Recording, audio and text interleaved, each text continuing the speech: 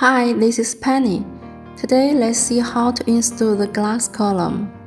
First, we wrap the copper bubble plate with the customized gasket. Then insert the glass into the bottom flange. The followed layers is with the same principle. This is a 6 copper bubble plates glass column. Then we use the 4 bolts, inserting into the top flange. Fix them with the nuts.